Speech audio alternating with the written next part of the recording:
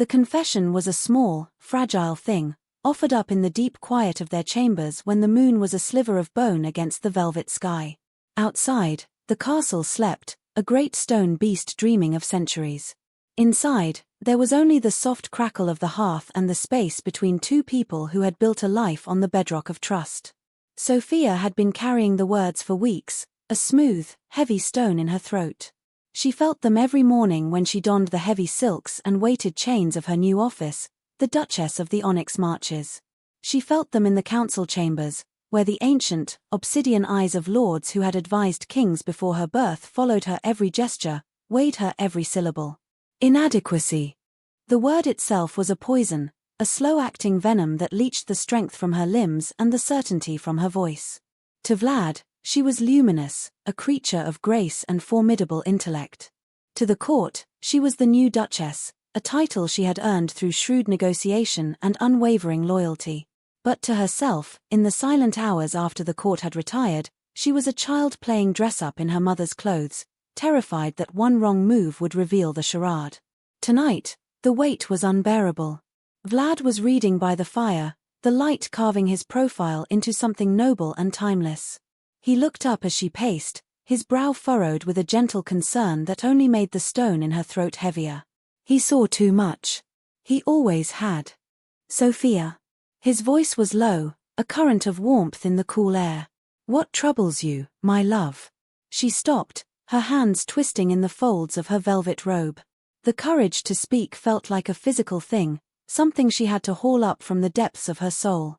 It's the new role, she began, her voice barely a whisper, afraid the sound of it would shatter the quiet peace of the room. The marches, the council. He set his book aside, his full attention a tangible force. He rose and came to her, taking her cold hands in his warm ones. What of them? You have managed the transition with more grace than anyone I have ever seen. His praise was genuine, but it was a balm on the wrong wound. On the surface, she admitted, finally meeting his gaze. His eyes were the color of twilight, deep and full of a love that had been her anchor for decades. It was that love that gave her the final push. But beneath it, Vlad. I feel as if I am drowning. Lord Valeru's questions my every decree on the trade tariffs. The grain yields are lower than projected, and the blame is being laid at my feet. I sit in that chair, on that dais, and I feel fraudulent.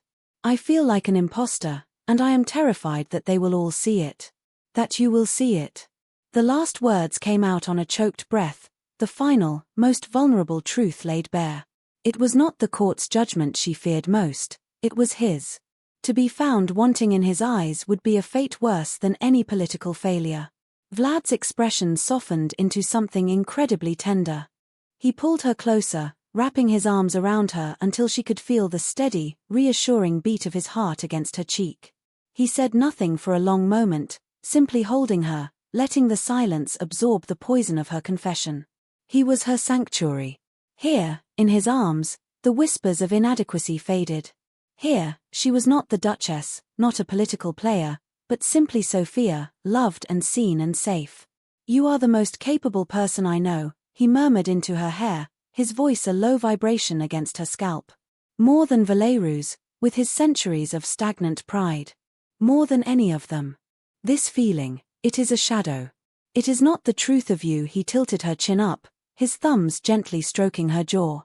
I see you, Sophia. I see all of you. And I have never seen anything but strength. She leaned into his touch, a wave of profound relief washing over her. To be vulnerable and to be met with such unwavering belief was a gift beyond measure. She had handed him the most fragile part of herself, the part she kept hidden from the world, and he had held it with the reverence of a sacred relic. She told him more then, the specifics of her fears, the nuances of her conversations with Valeru's, the precise anxieties that kept her awake at night.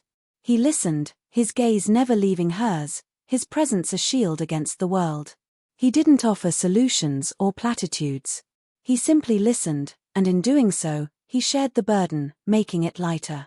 When she was finished, the stone in her throat was gone, dissolved by the simple, powerful alchemy of being heard by someone she trusted completely. Thank you, she whispered, her voice thick with unshed tears. I I needed to say it. To someone. To me, he corrected gently. Always to me. She believed him. In that moment, nestled in the safety of their shared history and the sanctity of their private chambers, she believed him with every fiber of her being. The trust between them was the air she breathed, the ground beneath her feet. It was absolute. The next day, Vlad carried the memory of her pain like a shard of glass in his own heart. He saw the subtle strain around her eyes at the morning council meeting, the forced confidence in her posture as she addressed a querulous baron.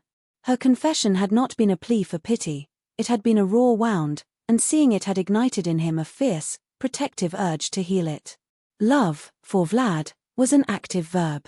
It was protection. It was a call to action. And Sophia was in pain. Therefore, something must be done. His mind turned to Marcus. His closest friend, his second-in-command for over a century, Marcus was a creature of the court in a way Vlad had never been. He understood its intricate dances of power, its subtle cruelties, its unwritten rules. More than that, Marcus had a wife, Ilara, who had ascended to a high-ranking position years ago and had weathered similar storms. He would have perspective. He would have wisdom. He would know how to help. He found Marcus in the armory, overseeing the sharpening of the garrison's swords, the rhythmic scrape of whetstone on steel a familiar, comforting sound. The air smelled of oil and metal. A moment, Marcus? Vlad asked, his voice low. Marcus looked up from his inspection of a blade, his sharp eyes taking in Vlad's expression. He nodded to his lieutenant and walked with Vlad to a more private alcove, away from the hearing of the guards. You look troubled, my friend. Is all well with the Duke? It is not about me, Vlad said, the words feeling heavy, important. It is about Sophia. He saw a flicker of concern in Marcus's eyes. The Duchess? Is she unwell? Not in body, Vlad clarified, choosing his words with what he thought was care. He was not gossiping. He was seeking counsel. This was a strategic session, a council of war against the shadows plaguing his wife. Her new duties, they weigh on her. She feels the pressure of the council, the constant scrutiny. She confessed to me that she feels inadequate. That the elders, particularly Valerus, are undermining her confidence. He laid out the problem as he saw it, Sophia's internal struggle, the external political pressures, her feeling of being an imposter. He shared the details she had given him, not with salacious intent, but as data points for Marcus to analyze. He was presenting a case, asking for a solution. How could he support her? What strategies had Ilara used to solidify her own authority? How could he counter Valerus's subtle campaign of doubt without appearing to be the overbearing husband fighting his wife's battles? Marcus listened intently, his expression thoughtful. He was a good friend, a loyal man, and he loved Sophia as well, in the way one loves the cherished partner of their closest companion. Ah, Valerus, he said with a knowing sigh. He is a relic. He mistakes tradition for wisdom. He did the same to Ilara for a decade, questioning her every move until she finally cornered him in a debate over water rights and humiliated him so thoroughly he hasn't dared to challenge her publicly since. They spoke for nearly an hour. Marcus offered practical advice. He suggested Vlad could subtly champion Sophia's successes in conversations with other council members, reinforcing her authority. He recommended a particular book on ancient trade law that might give her an edge over Valerus. He shared an anecdote about Ilara's own early struggles, a story meant to reassure Vlad that Sophia's experience was normal, a trial by fire that would ultimately forge her into an even stronger leader. Vlad left the armory feeling lighter, armed with a plan. He had sought the advice of a trusted ally, and now he had concrete actions he could take to support his wife. He had taken her pain and begun to transform it into a strategy for her victory. He felt he had done a good and loving thing. He had honored her by taking her struggles seriously, by marshalling his resources to aid her. He did not, for a single moment, consider that the confession itself was the sacred object. He saw only the problem it revealed, and his focus was entirely on the solution. The thought that he had taken something that belonged only to Sophia and given it, even in part, to another, never crossed his mind. He had been helping. It was as simple as that. The discovery came a week later, not with a clash of steel, but with the clinking of wine goblets in the palace gardens. It was a rare afternoon of leisure, a small fete to celebrate a visiting dignitary. The air was warm and smelled of roses and damp earth. Sophia was speaking with Marcus and Alara, the conversation light and pleasant, a welcome respite from the endless talk of tariffs and treaties. Alara was complimenting Sophia on her handling of a recent petition from the Weavers' Guild, a matter that had been fraught with political tension. "You were masterful, Sophia," Alara said, her smile genuine. "You have a deft touch for such things." Sophia felt a flush of pride. "Thank you, Alara. It was a more complex knot than I anticipated." It was then that Marcus, in an act of casual, well-intentioned camaraderie, said the words that stopped her heart. "Vlad was telling me you were having some trouble with old werewolves on the trade negotiations as well. Don't let the old fossil get to you. He's all bark. Alara had to put him in his place years ago. You'll find your own way to do it." He smiled at her, a kind, encouraging smile. He meant it as a gesture of solidarity, a way of saying, "We know it's hard, we've been there, you're not alone." He had no idea he had just detonated a bomb in the center of her soul. The world seemed to narrow to a single point. Every sound in the garden, the laughter, the music from the minstrels, the rustle of leaves, faded into a dull, distant roar. The only words she could hear were an echo in her mind. "Vlad was telling me. Vlad was telling me. Vlad was telling me," he told Marcus. The confession, the fragile, whispered thing she had offered up in the dead of night, in the one place she had believed was utterly safe, had been taken out of that room. Her deepest, most private fear, a vulnerability she had barely been able to admit to herself, let alone to him, had been discussed. Analyzed. Passed between friends like a piece of court gossip. A cold dread, sharp and exquisitely painful, spread through her chest, freezing her from the inside out. She felt exposed, as if she were standing naked in the middle of the crowded garden. The carefully constructed facade of the Duchess of the Onyx Marches, the confident and capable leader, crumbled into dust, revealing the terrified imposter she feared she was. And it was her own husband who had pulled back the curtain. She managed a smile, a brittle, paper-thin thing that felt like it might crack her face. "Valerus is a challenge," she said, her voice sounding strange and distant to her own ears. "But one I am confident I can manage." She had to maintain her composure. To show any sign of distress would be to confirm the very inadequacy she was trying to hide. It would prove that she was too fragile for her role. She excused herself moments later, pleading a sudden headache, the lie tasting like ash in her mouth. Alara and Marcus showed nothing but polite concern. They had no idea of the devastation they had just witnessed. To them, it was a normal conversation. A husband, worried about his wife, seeking advice from a friend. A common, harmless act. As she walked back toward the private wing of the castle, her steps stiff and measured, the cold dread began to burn into a white-hot, silent rage. It was not the rage of a lover scorned, but the deeper, more profound fury of a trust fundamentally betrayed. He had taken her vulnerability, the most sacred gift she could give him, and he had used it as currency in a conversation. He had treated her private pain as a piece of public information, a problem to be crowdsourced. She reached their chambers, the room that had been her sanctuary just a week before. Now it felt like a crime scene. The air was thick with the ghost of her confession. She could still feel the phantom weight of his arms around her, hear his whispered promise, "Always to me." The words were a mockery now. He had not protected her secret. He had not been her sanctuary. He had been a conduit, channeling her deepest fears out into the world. And the most painful part, the part that twisted the knife in her heart, was the chilling certainty that he would not even understand what he had done wrong. He would see it as an act of love.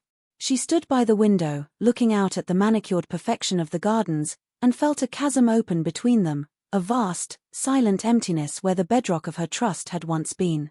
The headache she had feigned was now a brutal reality, a pounding hammer behind her eyes, each strike a rhythm to the words that would not leave her. He told Marcus. He took what was mine, and he gave it away. When Vlad entered their chambers later that evening, he found her sitting in the dark, the fire in the hearth reduced to sullen, glowing embers. The easy warmth that usually filled the room was gone, replaced by a palpable chill. She did not turn as he approached. Her stillness was absolute, a statue carved from ice and sorrow. He felt the change in the atmosphere immediately, a dissonant chord in the familiar harmony of their life together. "Sophia," he asked, his voice gentle, testing the fragile silence. "Your headache, is it any better?" She said nothing for a long moment. When she finally spoke, her voice was devoid of all emotion, a flat, dead thing. "I was speaking with Marcus today. In the garden." A knot of unease tightened in Vlad's stomach. He could not yet see the shape of his error, but he could feel its shadow falling over them. "Oh, I trust he and Alara were well. He offered me some advice," she continued, her gaze fixed on the dying embers. "On how to handle Lord Valerus. He said you had mentioned I was having some difficulty with him." The words hung in the air between them, stark and accusatory. Vlad finally understood. But he did not yet understand the depth of his transgression. His first instinct was defensive, a need to explain the logic of his actions, to justify the good intentions behind them. "I was worried about you," he said, his tone reasonable, explanatory. "I saw how much pain you were in. Marcus has experience with these things. Ilara went through something similar. I thought he might have some counsel that could help. I was only trying to find a way to support you." He expected her to see the love in his motivation, to understand that his actions were born from a desire to ease her burden. He expected, perhaps, a flicker of annoyance, followed by understanding. What he did not expect was the look on her face when she finally turned to him. It was a mask of calm, but beneath it, her eyes were shattered. "You were trying to help," she repeated, her voice a razor's edge of quiet fury. "And to help, you took the most private, painful thing I have ever shared with you, and you laid it out for discussion with a friend." "It wasn't like that," he protested, taking a step closer. She flinched, a tiny, almost imperceptible movement, and he stopped. The small gesture wounded him more than any shout could have. "Sophia, I wasn't gossiping. I was seeking a solution to a problem that was hurting you. My pain is not a problem for you to solve," she retorted, a tremor finally entering her voice. "And my confession was not a piece of data for you to analyze. Do you have any idea what it took for me to say those words to you? To admit that I felt weak? That I felt like a fraud? I gave that to you. Not to you and Marcus. Not to you and Alara. To you." She stood then, her body trembling with the force of her contained emotion. "That room, this space between us, I thought it was sacrosanct. I believed I could tell you anything and it would go no further. I trusted you with my vulnerability, Vlad. And you treated it like it was your information to share." He was genuinely bewildered, his mind struggling to grasp the nature of his crime. "But he's my best friend. He's our friend. He would never use it against you. He only wants to help, as I do. That is not the point." Her voice rose, cracking with the strain. "It doesn't matter if he's a saint. It doesn't matter if his intentions were pure. It wasn't his to know. It was mine. My struggle. My fear. My confession. It belonged to me. You had no right to give it to anyone else, for any reason." She was trying to explain the violation of a boundary he hadn't even known existed. To him, their lives were intertwined, her problems were his problems. Seeking help for a shared problem seemed logical, even loving. He could not see the invisible line he had crossed. "I don't understand," he admitted, his own frustration mounting. He felt unfairly accused, his love and concern being twisted into a betrayal. "You were suffering. Am I supposed to do nothing? Am I supposed to watch you struggle and keep it all to myself when I know someone who could offer genuine, practical advice? You are supposed to listen," she said, her voice dropping to a raw whisper, tears finally tracing paths down her pale cheeks. "You are supposed to hold the space for me. You are supposed to be the one person in all the world with whom I don't have to be the Duchess. The one person who I can fall apart in front of, knowing the pieces will stay in the room. What you did, you told me that my weakness is something that needs to be fixed by committee. You told me that my trust in you is conditional. You told me that this space is not safe." She gestured around the room, at the hearth, at the chairs where they had spent countless nights in quiet companionship. You have violated this sanctuary, Vlad. And I don't know how I can ever feel safe being vulnerable with you again. Her words struck him with the force of a physical blow. I don't know how I can ever feel safe. It was the antithesis of everything he had ever tried to be for her. He was her protector, her champion, her safe harbor. And in his clumsy attempt to be all of those things, he had become the source of her pain, the very thing that made her feel unsafe. He looked at her, truly looked at her, past his own defensive justifications, past his well-intentioned logic. He saw the profound hurt in her eyes, the deep, shuddering breach of faith. And in that moment, the distinction he had failed to grasp began to crystallize. It was not about the information. It was about the trust. It wasn't about solving her problem. It was about honoring her confession. Her vulnerability was not a broken thing for him to fix. It was a sacred thing she had entrusted to his keeping. And he had failed in that duty. The realization washed over him, cold and devastating. He had been so focused on helping the Duchess that he had betrayed his Sophia. The silence that followed her last words was heavy and profound, filled with the wreckage of what he had broken. Vlad stood there, stripped of his justifications, seeing the situation at last through her eyes. The image was stark and ugly. He saw her courage in offering him her deepest fear, and he saw his own casual dismissal of the sanctity of that offering. He had treated a sacred confidence as a logistical problem. His own shame was a physical weight, pressing down on his shoulders. He finally understood. It wasn't about Marcus's discretion or his own good intentions. It was about her autonomy. Her story, her struggles, her vulnerabilities, they were hers to control. He had usurped that control, believing his love gave him the right. He saw now that love did not confer rights, it demanded respect. He slowly closed the distance between them, his movements careful, as if approaching a startled animal. He didn't try to touch her. He simply stood before her, letting her see the genuine remorse that had finally dawned in his eyes. "You are right," he said, his voice low and hoarse with self-recrimination. "I was wrong. Completely and unforgivably wrong." Sophia watched him, her arms wrapped around herself, a fragile barrier against him, against the world. Her tears had stopped, but her expression was one of guarded, hollowed-out pain. I thought love meant solving the problem," he continued, the words coming slowly as he untangled the flawed logic in his own mind. "I saw you hurting, and my only thought was to make it stop. I treated your vulnerability as a puzzle to be solved, and I used the quickest tool I had, Marcus's experience. I never once stopped to think about what that vulnerability meant. That it was a gift. The most profound gift you could give me. And I mishandled it. I was careless with the most precious part of you." He looked around the room, the sanctuary he had violated. This space, our trust. I broke it. I see that now. My desire to help does not excuse it. It does not change the fact that I betrayed your confidence. He took a deep breath, meeting her gaze directly. The apology had to be more than just words, it had to be a vow. "Sophia, I am so deeply sorry. Not just for telling Marcus, but for not understanding why it was wrong. For making you feel unsafe. For making you explain something so fundamental. I promise you, it will never happen again." He could see the skepticism in her eyes, the weary doubt of someone whose trust had been shattered. A promise was easy to make. Rebuilding what he had destroyed would be the work of a lifetime. "From this moment forward," he said, his voice imbued with the solemnity of an oath, "anything you tell me in confidence remains between us. Utterly.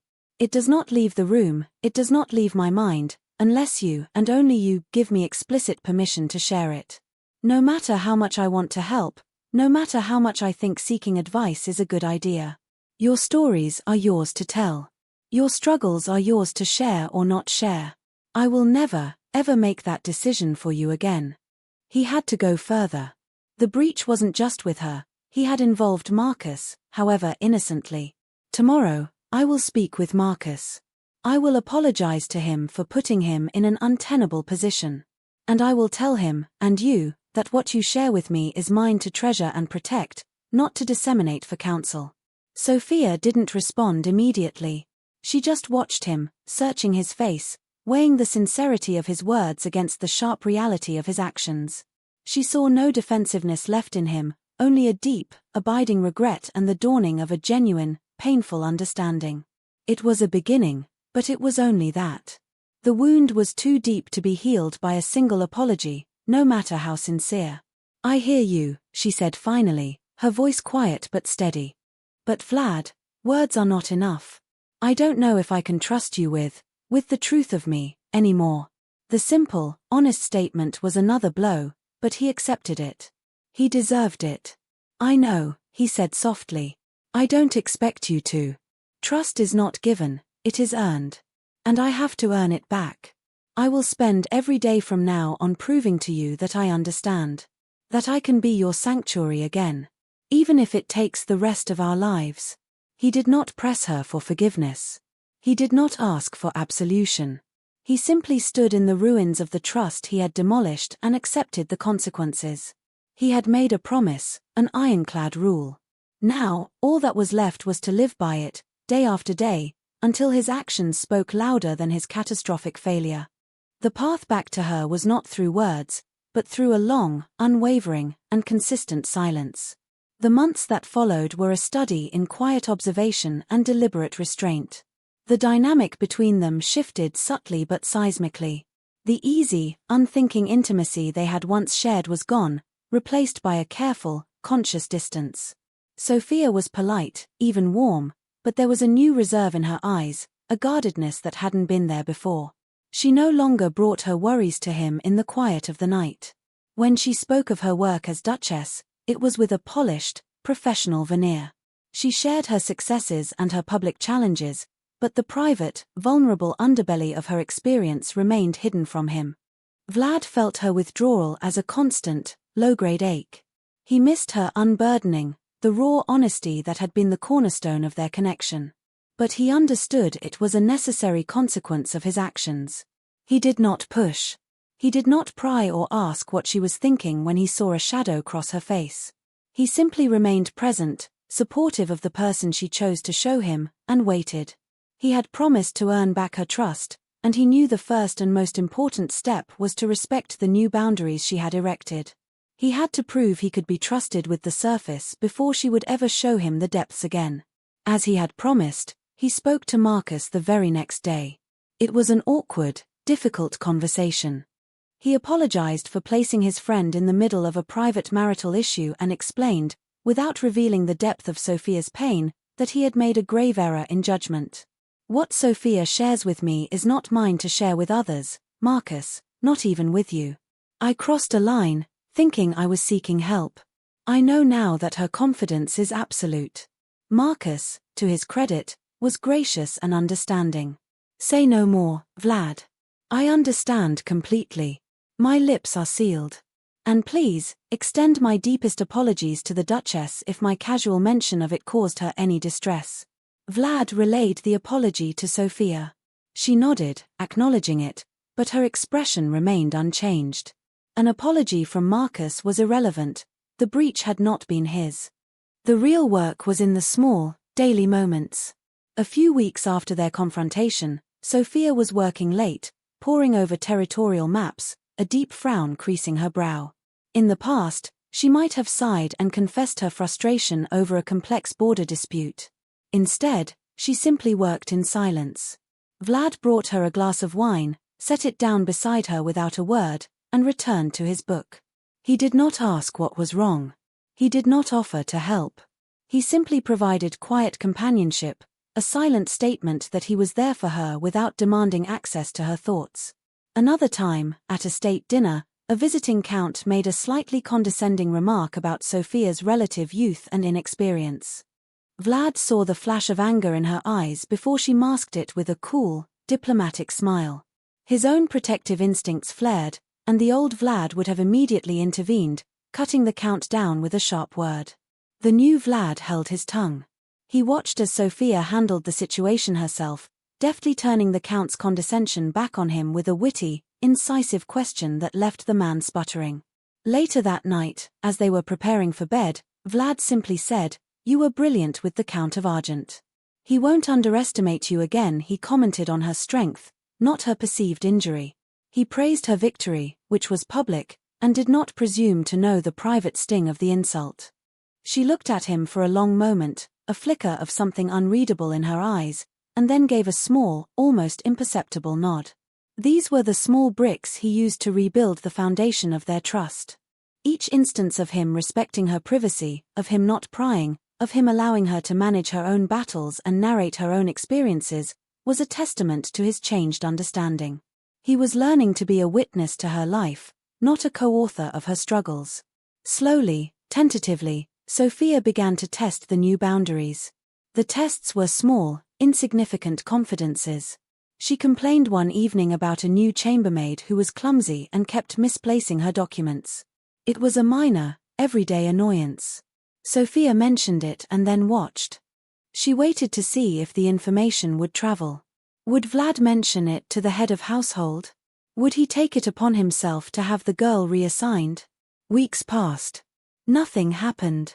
The chambermaid remained, and the issue was never mentioned again by anyone. He had simply listened to her vent and let it go, understanding it was a moment of frustration, not a request for intervention. Another time, she confessed to feeling nervous about a speech she was to give to the Merchants' Guild. It was a small admission of vulnerability, a far cry from the soul-bearing confession of inadequacy she had made before, but it was a crack in the wall she had built around herself. "They can be a mercenary lot," she said, shuffling her notes. "I worry my proposal on the wool tariffs will not be well received." Vlad simply came to her side and placed a reassuring hand on her shoulder. "Your proposal is sound," he said quietly. "You've researched it thoroughly. Trust your preparation. You will be magnificent." He didn't offer to review her speech. He didn't suggest strategies for handling difficult questions. He didn't call in his own experts for advice. He offered only faith in her abilities. He supported her without trying to manage her. The next day, after the speech had gone exceptionally well, he celebrated her success. He never mentioned her earlier nervousness. He had held the small, fragile confidence she had offered and kept it safe. With each confidence honored, each boundary respected, Sophia felt a subtle unclenching in her heart. The constant, wary tension she had been living with began to ease. She started to see that his promise was not just words. It was a new code of conduct, a fundamental shift in how he viewed his role in her life. He was no longer trying to fix her, he was learning to trust her. The irony was profound. In order to regain her trust, he had to learn to trust her strength, her resilience, and her right to her own private struggles. The silence he maintained around her private life became more eloquent than any apology he could ever offer. It was a living, breathing demonstration of his respect, a constant, quiet promise that she was safe with him. The true test, the moment that would either cement the newly rebuilt foundation or reveal its lingering cracks, came nearly a year after the breach. They were attending a grand ball at the estate of a neighboring duke, a glittering affair filled with the most powerful figures in the kingdom. Sophia had spent the preceding months locked in a difficult but ultimately successful negotiation with that same duke over contested land, a process that had been draining and had pushed her to the limits of her diplomatic skill. She had, on several occasions, almost confided her exhaustion and self-doubt to Vlad, but had always pulled back at the last moment. He knew she was working hard, but he did not know the private cost. Tonight was the celebration of that success. The Duke, a bluff, hearty man who appreciated a worthy opponent, made a grand toast in Sophia's honor. He praised her tenacity, her sharp mind, and her unwavering commitment to her people. "The Duchess of the Onyx Marches is a force to be reckoned with," he boomed, raising his glass. "Our kingdom is fortunate to have her." The hall erupted in applause. Sophia inclined her head, a graceful, modest smile on her lips, but inside, she felt a profound sense of relief and vindication. She had done it. On her own terms. Later in the evening, a small group of influential courtiers gathered around Vlad. Sophia was nearby, speaking with Alara, but she was acutely aware of the conversation. Lady Serafina, a notorious gossip with a honeyed tongue, turned to Vlad. "Your wife is truly remarkable, Duke," she purred. "She has a will of iron. You must be so proud. Was she terribly nervous? That old duke is known to be a bear to negotiate with. She must have had sleepless nights. This was the moment. It was a perfect opportunity for Vlad to praise her, to embellish the story of her victory. He could have told them how hard she had worked, how she had overcome her own anxieties to triumph. It would have been a positive story, one that painted her in a heroic light. It would have been the kind of loving, proud statement any husband might make. Sophia held her breath. The old Vlad would have seized this chance, eager to champion her. He would have shared just enough of her struggle to make her victory seem all the more impressive, blind to the fact that he was still sharing what was not his. But this was not the old Vlad. He smiled warmly at Lady Serafina, a polite but impenetrable smile. Sophia is everything the Duke said she is, he replied, his voice smooth and even. Her accomplishments speak for themselves. I am, as always, in awe of her. And that was all. He deflected. He affirmed the public praise but refused to comment on the private process. He did not confirm or deny her sleepless nights. He did not speak of her nerves or her struggles. He drew a firm, clear line between her public achievement and her private experience, and he did not cross it. He treated her inner life as a sovereign territory, one for which he did not hold a passport. Another courtier tried a different tack. She has grown into her role so wonderfully. I am sure your guidance has been invaluable to her. Again, Vlad deflected, turning the focus back to her. Sophia's success is her own. She has a wisdom that is entirely hers. He was building a wall around her privacy, not of stone, but of respect. He was protecting her narrative, her right to be the sole keeper of her own story. He wasn't just refusing to share her vulnerabilities, he was refusing to share her triumphs in any way that encroached upon her private experience of them. It was a masterful, subtle, and absolute demonstration of his promise. He wasn't just following a rule, he had internalized the principle behind it. Her life was not his story to tell. Watching him, Sophia felt the last of the ice around her heart finally melt away. It wasn't a single, dramatic moment of forgiveness, but a quiet, profound realization. He understood. He truly, fundamentally understood. The trust that had been shattered was not just repaired, it was now stronger, forged in the fire of his mistake and tempered by a year of his unwavering, demonstrated respect. He had learned that the greatest act of love was not to solve her problems or narrate her victories, but to provide a silent, unbreachable sanctuary where she could simply be. Later that night, back in the quiet intimacy of their own chambers, the air felt different. The careful distance had vanished, replaced by the comfortable, breathable silence they had once known. Sophia sat before the hearth, watching the flames dance, and Vlad came to sit beside her. For a long time, neither of them spoke. Then, Sophia turned to him, her eyes clear and direct. "Thank you," she said softly. He knew immediately what she meant. "There is nothing to thank me for. I was merely doing what I should have done all along." "You could have told them," she pressed gently. "You could have told them how hard it was, how I almost gave up twice. It would have made me look stronger, more heroic." He reached out and took her hand, his touch sending a current of warmth and safety through her. "But it wasn't my story to tell," he said, his voice resonating with the conviction of a hard-won truth. "Your struggles, your fears, your victories, they are yours. I am here to be your witness, your partner, your greatest admirer, but not your narrator. I thought seeking advice for you was an act of love. I was wrong. Protecting what you entrust to me, that is the act of love. I won't decide what part of you the world gets to see ever again." Tears welled in Sophia's eyes, but this time they were not tears of pain or betrayal. They were tears of release, of coming home. He had not just earned back her trust, he had earned a deeper, more nuanced understanding of what it meant to truly love and respect another person. She leaned her head against his shoulder, the familiar gesture now reclaimed and filled with new meaning. The sanctuary was no longer violated. It was whole. It was safe. "There is something I need to tell you," she whispered into the quiet of the room, the words feeling not heavy and frightening, but light and free. She began to speak of a new fear, a new uncertainty rising within her, a vulnerability even deeper than the one she had shared a year ago. And as she spoke, she felt no hesitation, no reservation. She knew, with an absolute certainty that settled deep in her bones, that her words would go no further. They would be held, they would be honored, and they would be safe. Here, with him. Always, with him.